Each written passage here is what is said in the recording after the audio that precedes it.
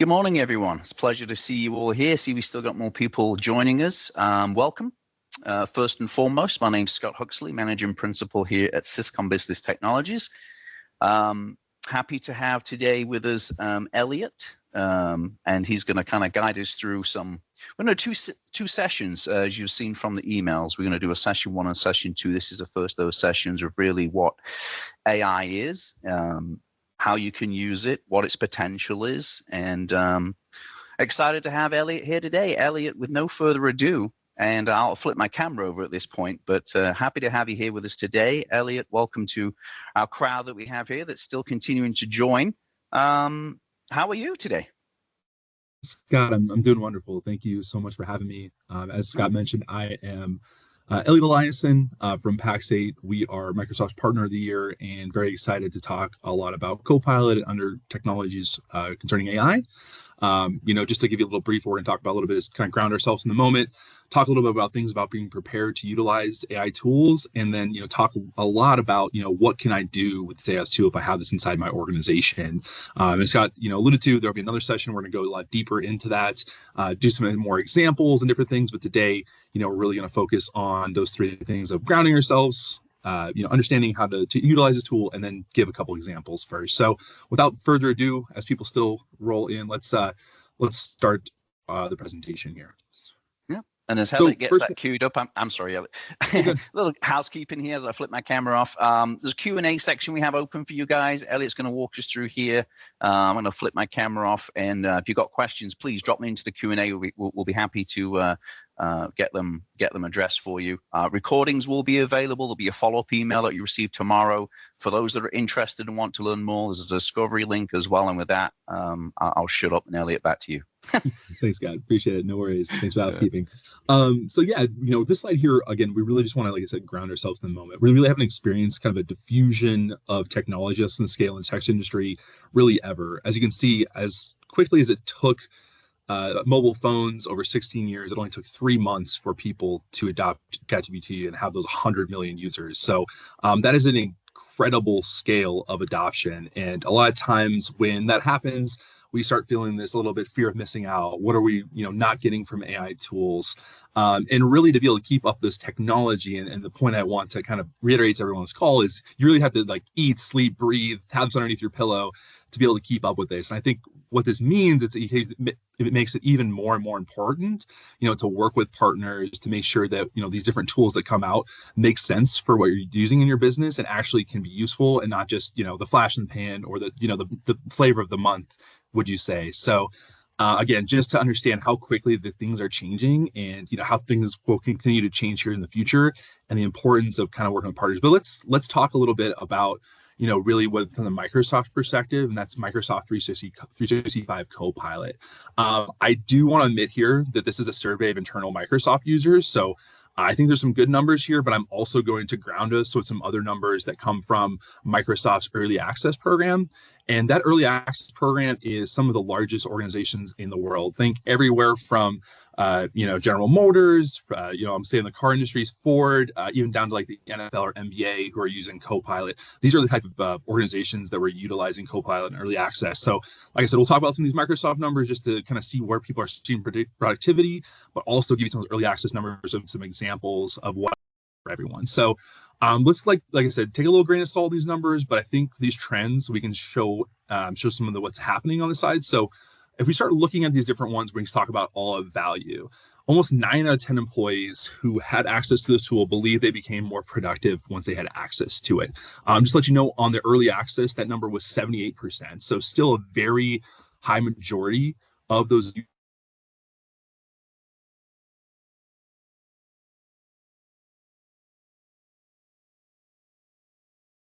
and they led less time dealing with mundane tasks, which a lot of times can cause some of that dissatisfaction or, not allow you to really focus on the more important revenue generating activities or other activities that you have in your day-to-day. I think when we look at the next section, we talk about value of workflow. What sticks out to me most is 94% of users find it easier to get started on that first draft. I don't know about you. I do a lot of presentations. I do a lot of writing when it comes to Word, a lot of things on that side. And a lot of the times that is my toughest start is where do I start when I'm creating this presentation, when I'm creating this proposal. And like I said, 94% of users are finding that very valuable. Microsoft, again, on the early access numbers, that is 82% of users. So again, very high number on finding this tool very useful. And finally, that value by role, we can see really, I think, the meat and potatoes and return on investment of Copilot and AI more in general. What they found was it's saving employees about 30 minutes a day. So what that equates to is about 10 hours a month. I know in a personal anecdotal experience, it probably saves me around 2 hours a week in time savings. So what I want you to think about that means for yourself as the employer or as an employee who's in HR, marketing, sales, or finance. What does that time savings equate to in terms of that across not only a day, but across the entire year? What kind of impacts on, like I said earlier, the revenue generating activities or different activities this could have, for those employees? And I want to leave us before we move this page just kind of more with, again, an early access story. I'm a huge Microsoft nerd. So if you are kind of a IT nerd like myself as well, Microsoft does a great podcast called Work Lab. And actually, what I got from there was they talked to Dentsu Creative, which is one of the largest marketing companies in the world. They were part of that early access program we talked about, where they received 300 Copilot licenses for their users. They had such an impact that by the end of that early access period, which was 3 months, they had over 3,000 requests from the rest of their employees wanting this license after they saw the impact for their other colleagues. But what I want to stress on that story as well is I think that Dentsu had the correct approach if you're looking at adopting these technologies inside your organizations. That 300 licenses represent about 5% of their total workforce. So when you're thinking about rolling this out to your employees, to yourself, think about what does 5 to 10% of your organization look like for your early adopter champions, and which workers would benefit most from having those. Because being able to talk internally, being able to have those champions internally and understand where this fits is going to make sure this technology is getting the kind of savings that you're seeing when you have Microsoft or these other early access programs.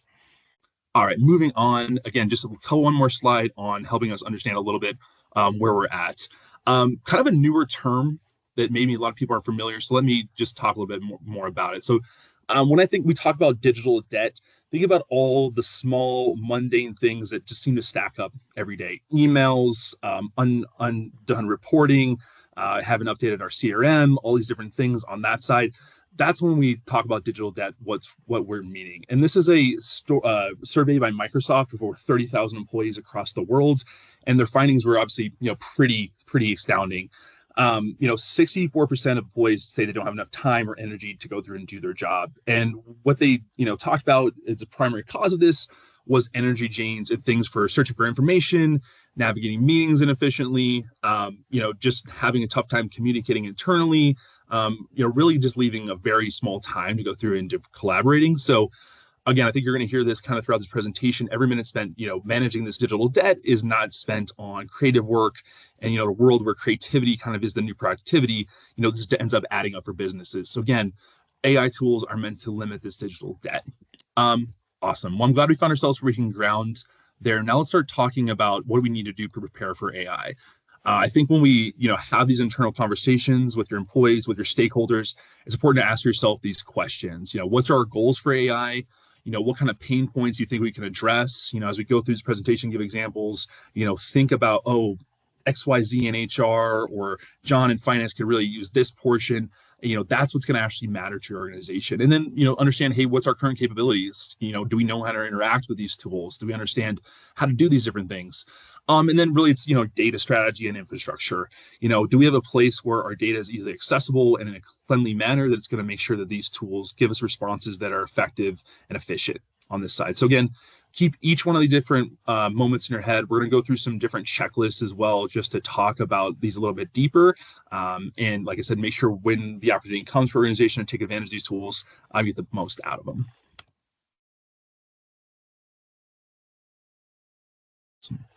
So again, just quickly on a front of the checklist, just reiterating what we saw before, empower understanding employees, how they interact with tools, talk about data, and then talk about security. So let's talk about this first portion when it comes to this enabling employees. So really what this is, how can we introduce employees and yourself to interacting with AI tools?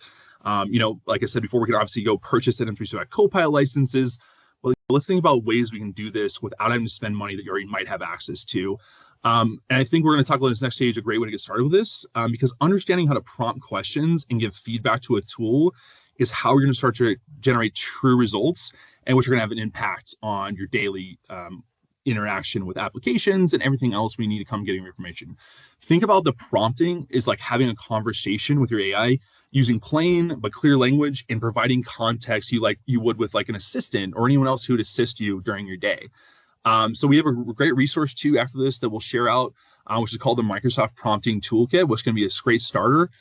So like I said, that's going to be part of the follow-up documentation we send over to you to get things started. But what I think this really brings us to is this next point, which confusingly sometimes is also called Copilot.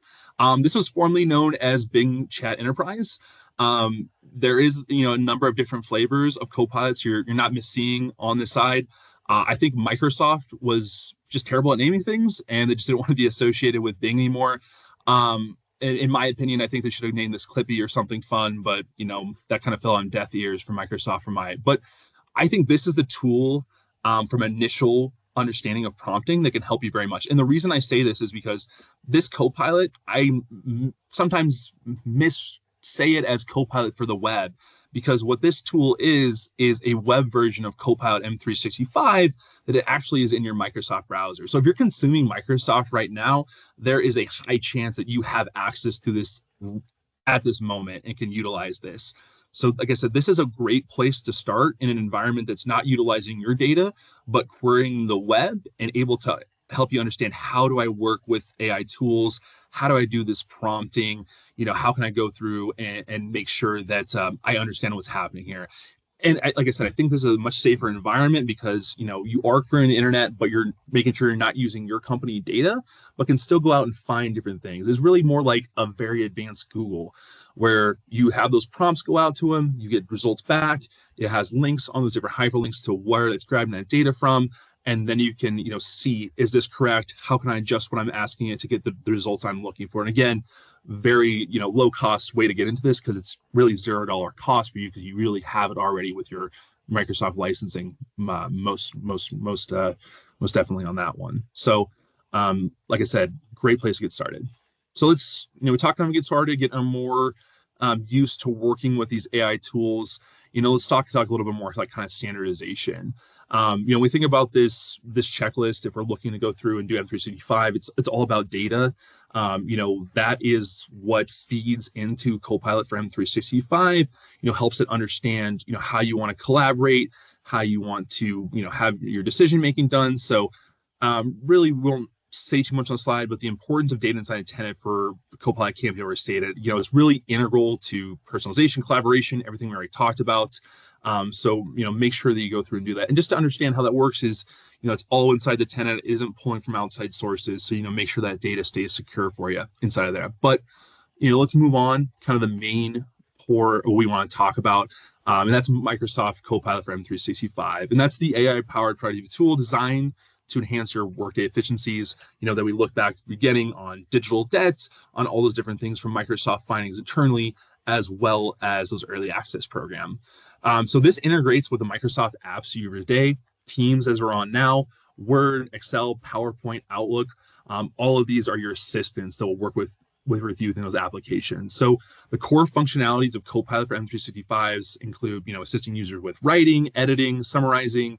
There's data visualizations we can do, and obviously, managing your inbox, which sometimes can get out of control there. It uses that large language model and combines your data with Microsoft Graph and Microsoft's apps. So when you think about Copilot for M365, this is that AI assistant, you've been hearing so much about, that will bring that to your applications and to you and your employees that they'll be working with each and every day. Quick, just want to go through and again, just reiterate kind of the comparisons between these two solutions. Again, we're looking at Copilot, can be kind of a free solution on this side, and Copilot for M365 is the paid version when you get a little farther in, that's going to work inside of your tenant. Just one quick note to reiterate on this side. Copilot for M365, I know you see a $30 price. That's monthly, but this is an annual license paid all up front. So again, I think it makes sense to start with small on this side and work up to a larger group of employees inside here, both for a cost standpoint as well as educational. But we've talked a lot about, hey, checklists and different things on this side, but what can we actually do when it comes to Teams? And this is, Teams, Word, Excel, PowerPoint, all the different applications we work with each day. As you can see, there's a lot of different examples here, but I want to talk about some that, I really found beneficial on my side. I was working, I do a lot of different presentation. I work with a lot of companies across the United States. I was working with a company out of Pennsylvania who is a legal office, and a lot of times they have to go through and create requests for proposals. What they were able to do is cut down that time tremendously. I think they probably had the most time savings out of any organization that I worked with. They said it was saving on average our employees 4 hours a week. What was happening with them is they were able to reference a request for proposal that they've had done in the past, reference that inside of Word, and then they can prompt the AI assistant to change the details inside of there. So instead of this being a proposal going over to the Bank of Pittsburgh, it's now going over to XYZ Corporation inside there. So by doing that, Copilot's able to change the details inside of those documents, make those updated changes to the numbers for them, and then create that full proposal based off of the template that they currently have. And like I said, I've been saving them an absolute ton of time on those different sides of those presentations. Like I said, they were saying it was almost 4 hours a week, which is, obviously a huge amount of productivity gain. Another huge example, which is, a little bit difficult to show since we're on Teams, but since we're on Teams, I thought I would bring it up, is really when it comes to meetings. I know myself personally, I am a part of way too many meetings during the day. There's a lot of them that, I'm actually not able to go through and attend. But what this Copilot tool would allow me to do is if I have a meeting, say, oh, I'm double booked this meeting, but I really want to understand what happened during this. Well, instead of going to, Tom, Dick, or Nancy who are in the meeting, hey, what happened? Give me a summarization. What are the key points? What kind of follow-ups maybe do I need to have? I actually can hit a button inside of my Copilot when I'm invited to that meeting, say, hey, please follow. That triggers, Tom, Dick, or Nancy, hey, record this meeting and transcribe this for me. And once that does that, Copilot's going to send back to me both a full transcript as well as a recap of what happened during that meeting. And then if I'm looking at that recap on the key points of what happened and I want to go back and see that, I actually can specifically go back to that portion of the recording, listen to it, understand what happened, and then be able to move on and take action from that. So that has been hugely beneficial to myself. I know a lot of other users I've talked to out there have found that one of the most effective and efficient tools on that side. And that extends to the meetings even you're able to make. If you have meetings that are able to attend as well, it's always great to have that recording to make sure that everyone has next steps and points on that side. So those are two really, big examples of where I've seen success, but certainly not the only ones. Like I said before, me creating PowerPoints has been huge. I don't think anyone would be very shocked to find out that this presentation itself was created using Copilot. Can't say how many hours that saves myself on creating these PowerPoint presentations. But for those who are in the content creation, I can tell you it's going to save a ton of time on that side instead of initially going through and doing those different creations on yourself. But the other thing I would say, and kind of put points on this, is that you're going to find what works best for you on this Copilot tool and what actually makes the most sense. So I don't want to give too many examples because a lot of times that puts users in a box thinking, oh, I can only do these things. But there's a lot of different, ways to go through and work with documents, responses on emails, or different things that you're going to find valuable on your side that, maybe wasn't an example before. So that's why I think it really matters to have those internal champions that you guys can work together, find what works with one individual, and then they can branch off there to find even more on this side. But like I said, if we give more time at the end here, happy to answer more Q&A questions on what we can do. And I know in our next session, we're going to get deeper into this and actually show what happens on these different workday efficiencies and how you can have them happen. And then finally, on this side, I really want to talk about this last one, which is really all around security, and probably is the most important step on this AI checklist. So it really comes down to confidentiality and privacy.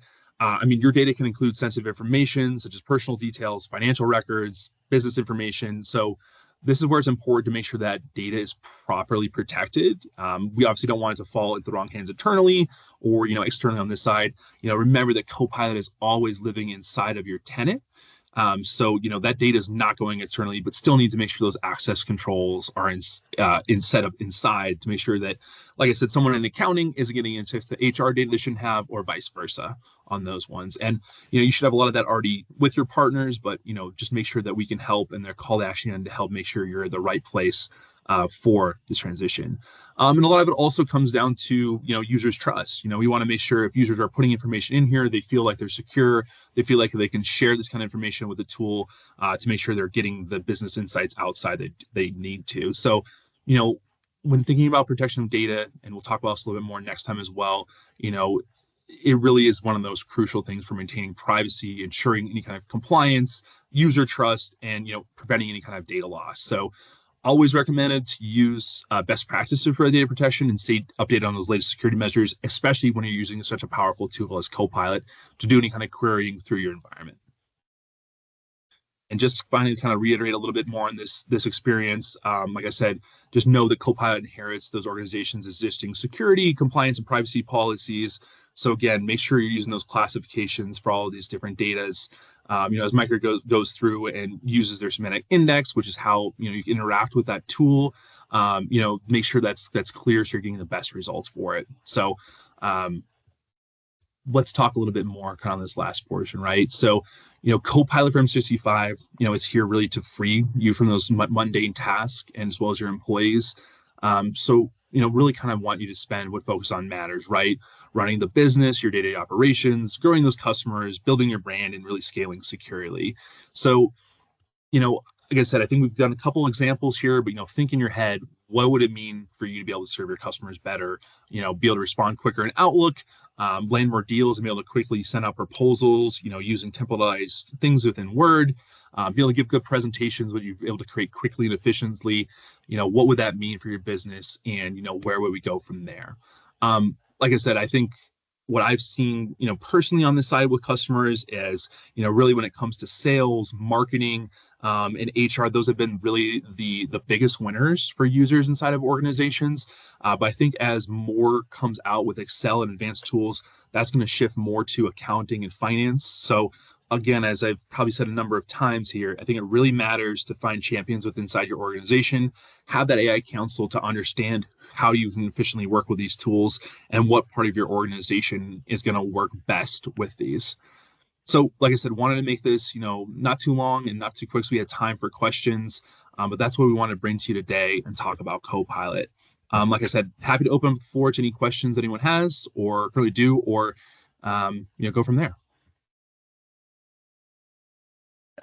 Stephen had a question. I answered it in the Q&A about, and his question was, if it's easy to demonstrate how to use Copilot to record a meeting or Teams telephone conversation. I think the telephone conversation will be a little bit more difficult, but the Copilot to record a meeting. Can you speak to that a little bit? I did answer, Steve, as best I could in the Q&A. Is there a more succinct answer that you could provide to that? Or yeah.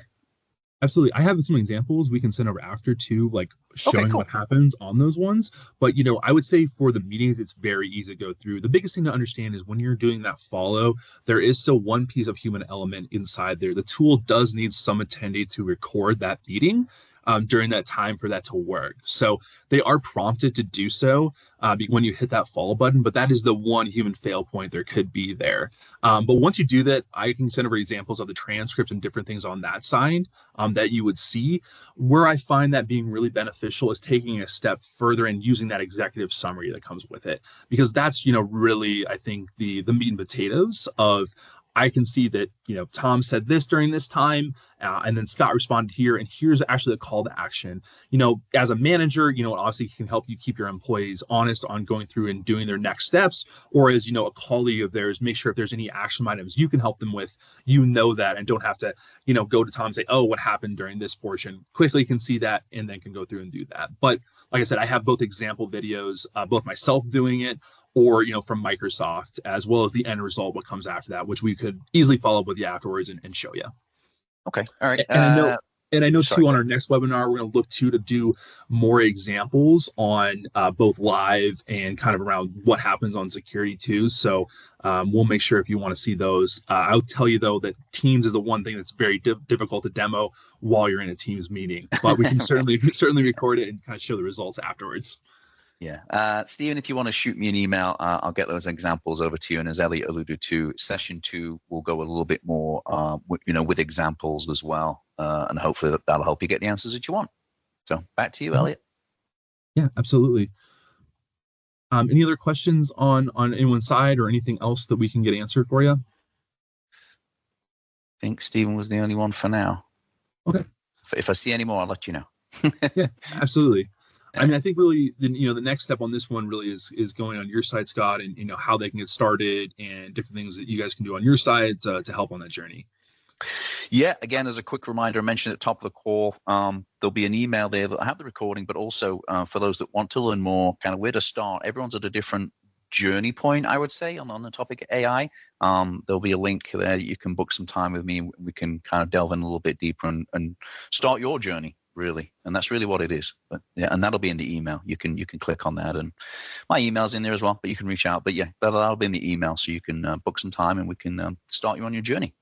Yeah, and I think when Scott says, that is a journey, I think that's very true. I think if if anyone says, hey, day one I'm going to pick up this tool, it's going to be absolutely perfect, I think that's not true, right? It takes some time to work with it to better understand how you interact with both your organization as well as externally.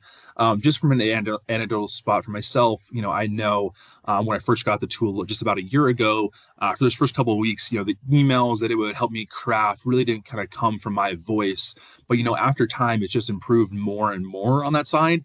And now I think I would challenge someone to be able to tell if I wrote the email or if Copilot wrote the email, because it understands how I've interacted with it. I've decided to give it feedback, so it knows these are the parameters that Elliot's looking for when he's responding to XYZ email from a customer, from internal, whatever it might be. So it really is a journey. And remember that it's going to take some time. It's going to take some feedback for you to get exactly where you want it to be.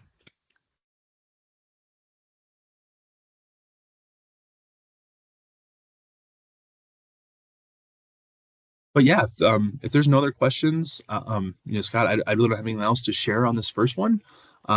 So let me know what else there is. If you have anything on your side you think we'll discuss here at the end as well. Yeah, I think that's it for session 1. You'll get more information on session 2. We'll be able to go through some real world examples. Elliot's kind of touched on those starter points for everyone in terms of your ability to use it for things like Outlook and Excel. We'll have more real world examples in session 2.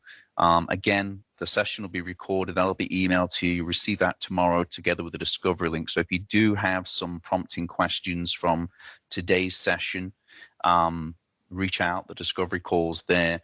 And I think finally there, as Elliot mentioned, remember there is the Copilot, which is the paid version, but just start. The key here is starting. So there's you can start with a Copilot, which is included, as Elliot suggested, with Microsoft. You can start there. But yeah, in session 2, we'll be able to go into more specific details of examples of things like Excel and things like that. We'll be able to leverage AI, and you can start to think about how you use it, because how one attendee is going to use AI from 365 is going to be different than how some others are going to use it too. So with that being said, we're going to conclude today's session. Again, look for the recording, look for the further session as well. We're going to have some real world examples. Stephen, you got my information there in the chat. Shoot me an email. We'll get you those examples you need. If you haven't posed a question in today's session and it springs to your mind after today, reach out and we'll be happy to get you the information that we need. But if there's no further questions, we conclude today, and we look forward to seeing you in session 2. Thanks, everyone. Yep, likewise. Thanks, everyone. Have a great day. Thanks. Appreciate you joining.